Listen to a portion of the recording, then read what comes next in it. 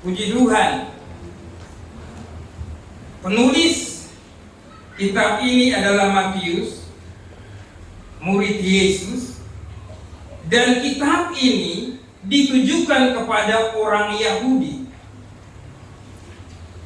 Dibandingkan dengan Injil yang lain, sebenarnya ada Injil yang masa penulisannya jauh mendahului kitab Matius.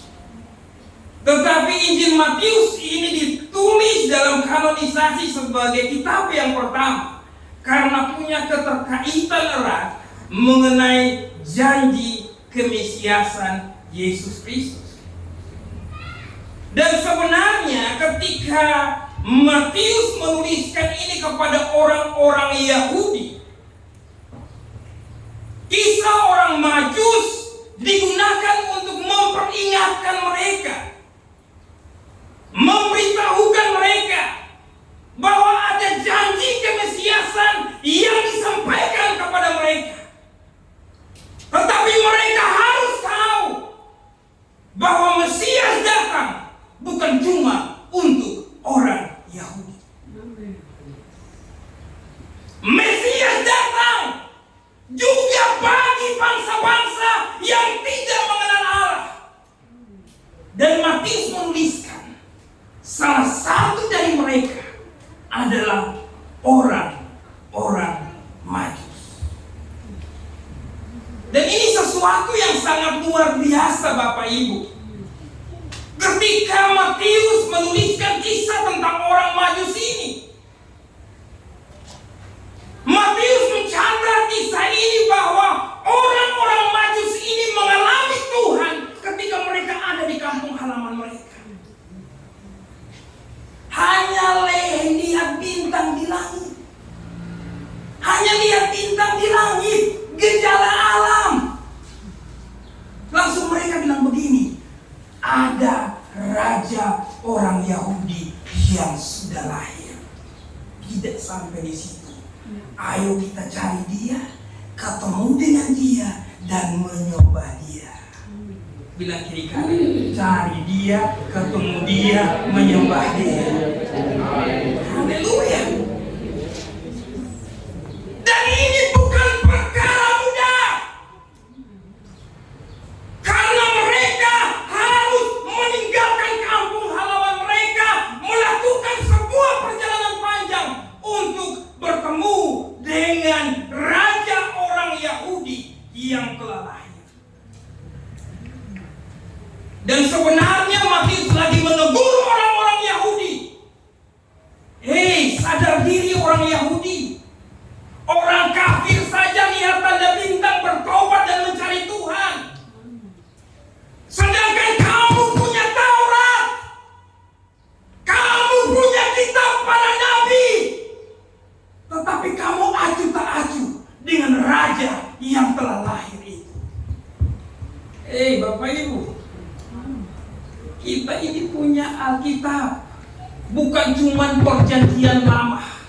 Kita sudah punya komplit perjanjian lama, lapis dengan perjanjian baru, lapis dengan Roh Kudus. Tapi kita masih santai-santai dari Tuhan. Coba lihat kiri kanan, dan sampai santai-santai ada di sebelah itu.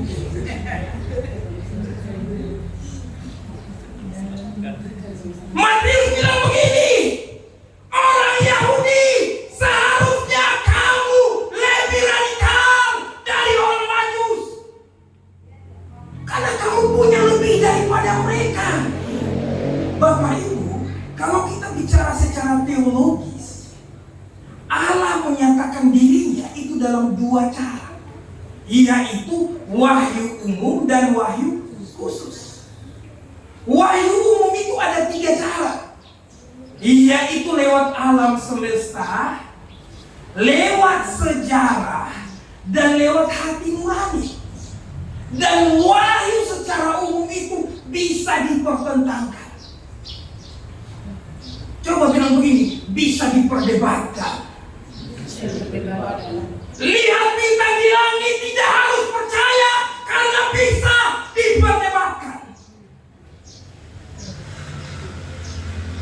Tetapi apa yang bisa diperdebatkan itu sudah cukup bagi orang Majus untuk mengambil langkah mencari Tuhan untuk menyembah Dia. Bapak Ibu, kita yang hidup zaman ini seharusnya lebih hebat dari orang Majus. Kita yang hidup saat ini seharusnya lebih radikal. Jangan mau diibadah saja sudah SMS, WA, telepon, itu juga masih banyak alasan. Padahal kita pada 6 biji di rumah. Tapi mau ibadah masih dibujuk. Ada masalah sedikit langsung hati kecil. Padahal muka seram, hati kecil. Coba lihat dong, muka seram, hati kecil. Muka garang, tapi ada masalah lembek. Ngambek, tidak mau ibadah, tidak mau jadi orang yang radikal dalam Tuhan. Mari kita evaluasi diri. Sejauh apa kesungguhan kita untuk mencari Tuhan? Karena kalau kita radikal, jarak bukan hambatan bagi kita. Ini tinggal di pinggir gereja, lonceng bunyi tuh masih tidur. Iya, dekat gereja. Tapi datang saja macam dari pabrik semen sana, marwari datang. Orang semula ibadah baru dia setuju dia batang hidup. Padahal dari pinggir gereja. Ada di belakang gereja lagi, mama. Su ibadah jangan macam keo pelan-pelan begitu.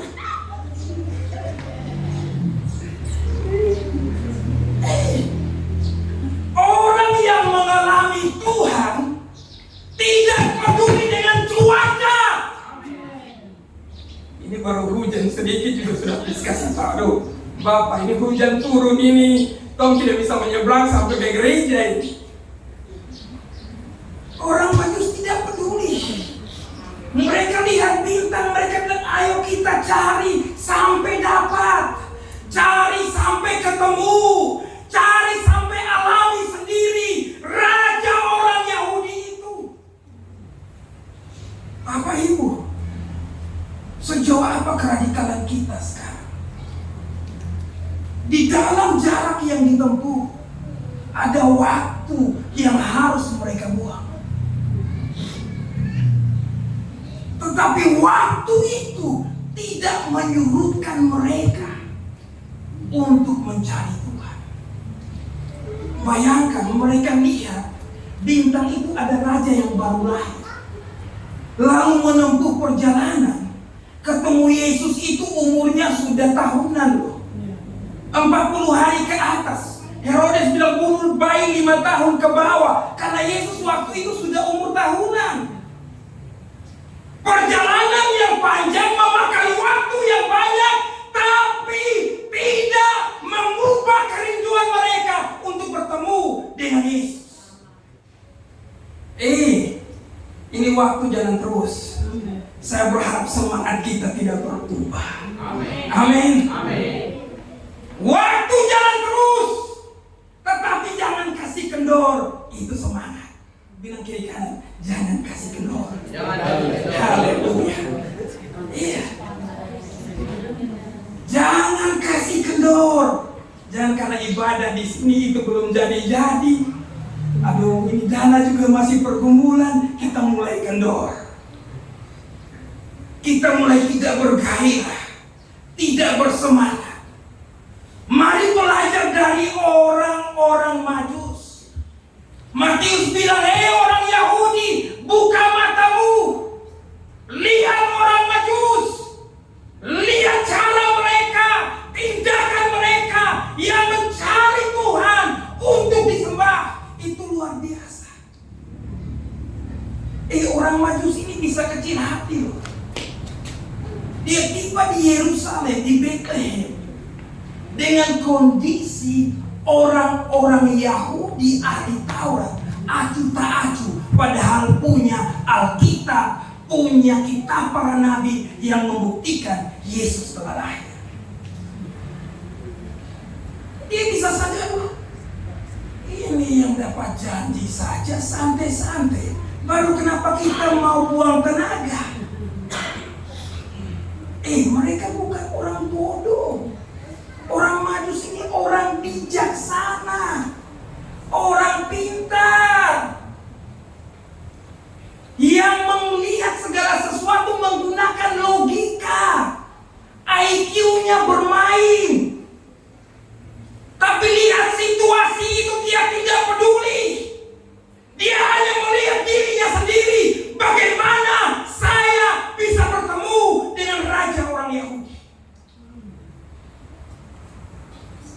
Bapak Ibu, iman kita jangan dipengaruhi orang lain.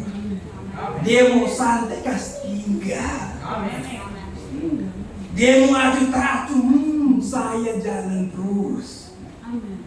Iya kan? Kau mau biasa-biasa, silahkan. Saya akan tetap bersemangat untuk melayani Tuhan.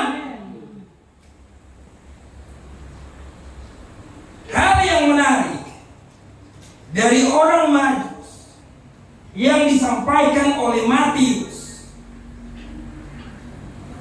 berikutnya adalah dalam ayat yang ke-11. Maka masuklah mereka ke dalam rumah itu dan melihat anak itu bersama Maria ibunya, lalu sujud menyembah dia. Mereka pun membuka tempat harta bendanya dan mempersembahkan persembahan kepadanya, yaitu emas, kemenyan, dan mur. Penyembahan akan menghasilkan persembahan. Bilang kiri kanan, penyembahan akan menghasilkan persembahan. Kalau orang itu menyembah Tuhan, tidak berat untuk cabut dompet. Tapi kalau dia berat untuk cabut dompet, pertanyakan penyembahannya dengan Tuhan kayaknya lagi putus-putus.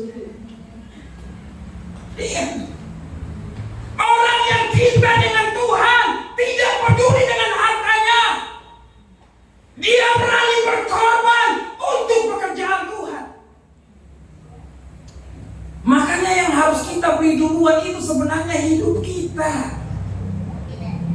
Hidup kita yang kita kasih terlebih dahulu.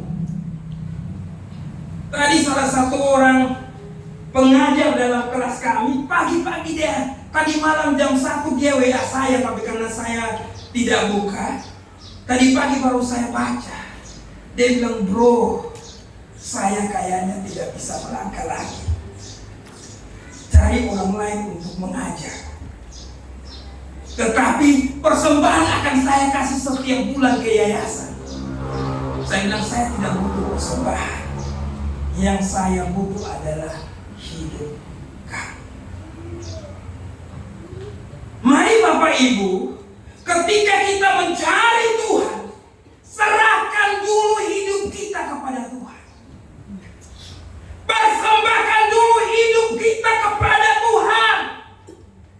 Saya begitu percaya orang yang mempersembahkan hidupnya kepada Tuhan, orang tersebut akan memberikan persembahannya juga kepada Tuhan. Akan memberikan hartanya juga kepada Tuhan.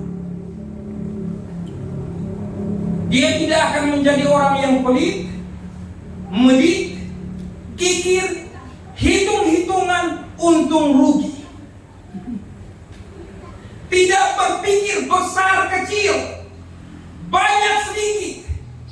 Orang yang sungguh-sungguh dengan Tuhan pasti akan mau memberikan yang terbaik untuk pekerjaan Tuhan. Mereka tahu tujuan mereka, bahwa hidup mereka adalah untuk menyembah Tuhan. Ditanya sama Herodes, dia bilang begini, kami datang untuk menyembah Dia. Bapak Ibu, Seharusnya apapun yang kita lakukan, kita bilang begini, saya punya satu target, yaitu menyembah Allah di sini. Mau kerja, bilang saya kerja, tujuannya untuk menyembah Tuhan. Lagi berladang, bilang saya berladang untuk menyembah Tuhan.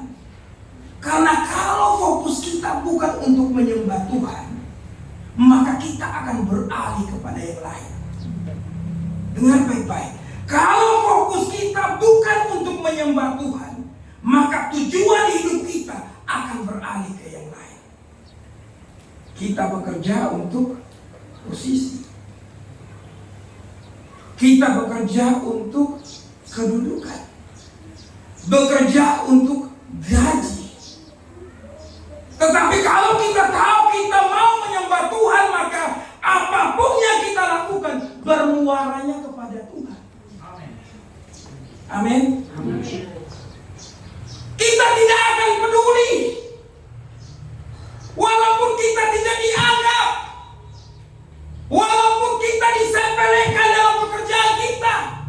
Kita tidak pusing karena kita tahu tujuan saya adalah untuk Tuhan. Saya ketemu dengan seorang pegawai pensiunan dari Kementerian Perdagangan.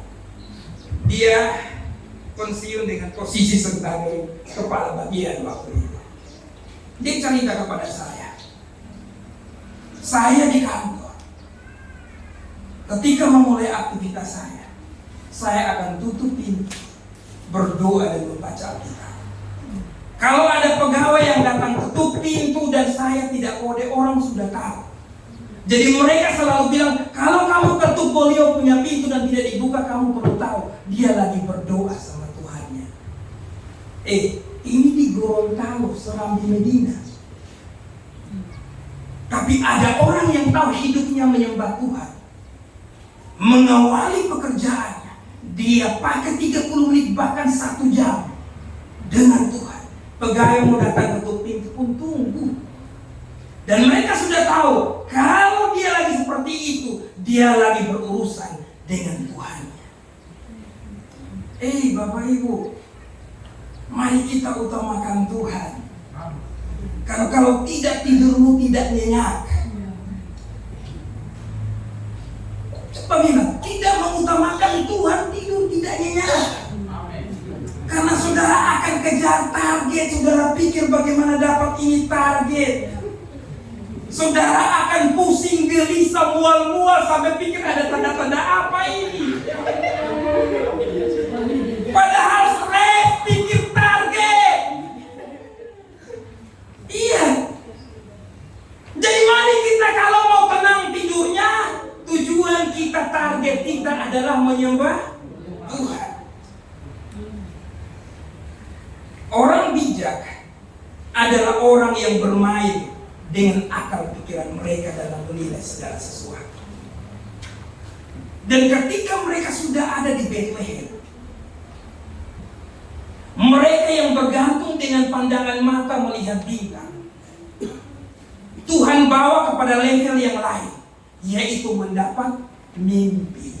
Bilang kiri kanan, dapat mimpi.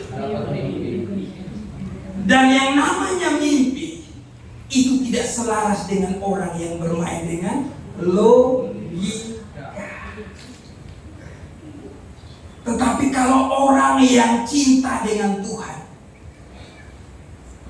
sekalipun mimpi, dia akan bilang, Tuhan, saya akan melakukannya. Sekalipun itu tidak masuk akal. Bilang amin dulu. Tidak masuk akal, tapi kata Tuhan suruh saya tabrak. Iya.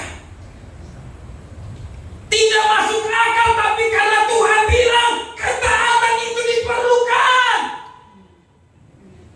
Sejauh apa kita taat sama Tuhan? Saya nonton satu YouTube, saya tertawa. Saya tertawa karena apa? Pendeta-pendeta lagi ngumpul lalu berdoa minta petunjuk Tuhan, menyembah, pukul gitar, menyanyi, berdoa, Tuhan kasih kami petunjuk. Kajian dalam video itu ada suara besar datang. Jualah hartamu dan berikanlah kepada orang miskin. Pendeta, dengar suara Tuhan. Jualah hartamu dan berikanlah kepada orang miskin. Dorang lepas Alkitab, lepas gitar, baru bilang setan ada di sini. Semua lari keluar dari ruangan. Minta petunjuk Tuhan. Tuhan bicara. Berikan persejual hartamu, berikan kepada orang miskin. Langsung bilang, suara iblis, setan ada di sini. Langsung lari. Jadi jemaat Tuhan minta petunjuk Tuhan. Jadi Tuhan kalau bicara jangan bilang suara setan. Ya. Jangan sok-sok rohani minta menyanyi pujian penyembahan. Tuhan bicara lalu hitung-hitungan. Tuhan bicara lalu pikir panjang. Bapak ibu, saya ke Makassar bukan sesuatu yang mudah. Di sini sudah rumah sendiri walaupun kredit. Ke sana saya harus kontrak. Jadi saudara pikir kontrak sana bayar di sini juga 2 kali. Tidak gampang bagi saya kasih tahu ke lembaga ini bagaimana. Dia bilang itu pergumulanmu sendiri. Padahal dia minta saya pindah ke Makassar. Tapi karena Tuhan yang suruh, saya bilang bayar harga walaupun kita harus kontrak. Kami harus kontrak karena tinggal di rumah mertua, pikirnya enak. Dari sini sudah ada gambaran mertua cuma sendiri. Kami telepon, ma, kami tinggal di rumah ya. Kami baru mau sampai 4 hari sebelum kami ke sana, langsung kakak ipar datang duluan dengan keluarganya. Semua ruangan dorong kurung di situ dan tinggal 1 ruangan untuk saya dan keluarga. Kami sampai dengan barang yang begitu banyak, mengelilingi 1 kasur, dan di 1 kasur kami 4 orang harus talipa di situ.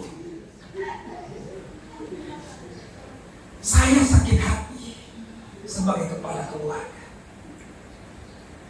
Karena saya mau anak-anak saya bahagia dan menikmati hidup. Tapi bagi saya karena Tuhan yang suruh, saya tetap melangkah. Karena Tuhan yang minta, sulit apapun saya melangkah. Saya bersyukur tahun kemarin, setelah 3 tahun, baru lembaga bilang kami membiayai kontrakan kamu. Tapi 3 tahun saya akan lipat, saudara. Makanya kalau badan turun harap maklum. Kalau yang di sini badan naik, saya juga harap maklum.